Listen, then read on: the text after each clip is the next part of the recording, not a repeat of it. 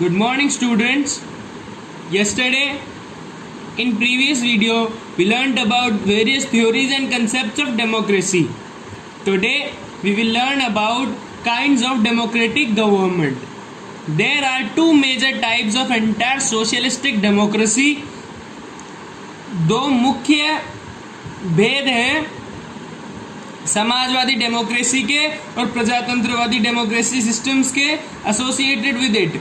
Direct और pure democracy, एक तो सीधी डेमोक्रेसी, और इनडायरेक्ट एंड रिप्रेजेंटेटिव डेमोक्रेसी, और जो इनडायरेक्ट होती है लेकिन उसमें कोई रिप्रेजेंटेटिव होता है वो वाली डेमोक्रेसी.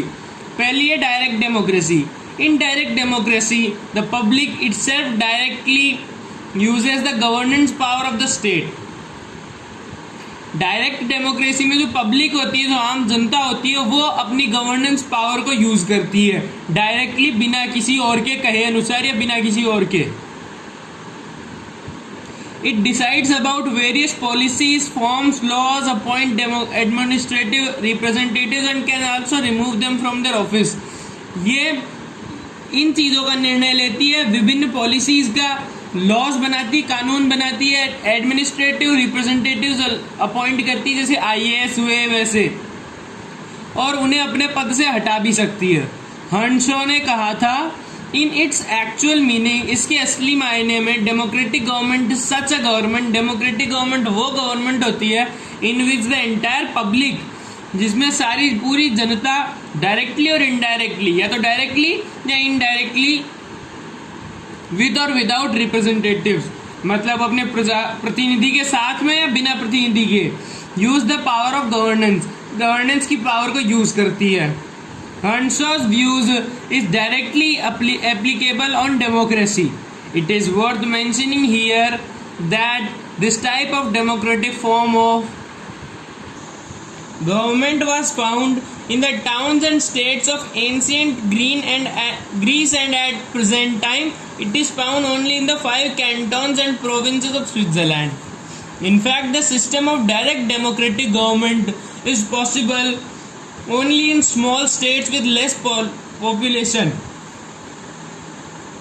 मतलब जो डायरेक्ट डेमोक्रेटिक गवर्नमेंट है वो केवल स्मॉल स्टेट्स में पॉसिबल है जिनकी जनसंख्या कम हो, केवल छोटे राज्य हो. But at present time it most of the states are large and constant to their size and population. जो सारे अधिकतर जो स्टेट्स हैं वो बड़े हैं साइज में और पॉपुलेशन में, and therefore it is not possible to implement this system in these states. इसीलिए स्टेट्स में इस सिस्टम को लागू करना पॉसिबल नहीं है. नाउ इनडायरेक्ट रिप्रेजेंटेटिव डेमोक्रेसी, जिसमें हमारा प्रतिनिधि होता है. In a modern time indirect representative democracy is found in almost all the democratic states. Indirect representative democracy होती है तो लगभग हर डेमोक्रेटिक स्टेट में पाई जाती है. In this the public does not use the power of governance directly. Public होती है वो power of governance directly use नहीं करती अपनी पावर को,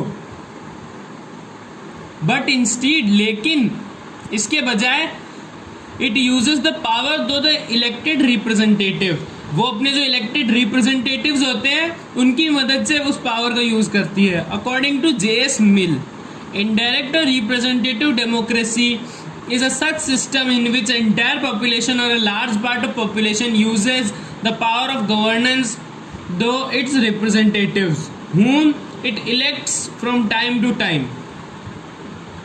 इनडायरेक्ट या रिप्रेजेंटेटिव डेमोक्रेसी एक ऐसी डेमोक्रेसी है जिसमें जो entire population, large part of population है, uses the power of governance. मतलब हम जो वोट डालते हैं फिर उसके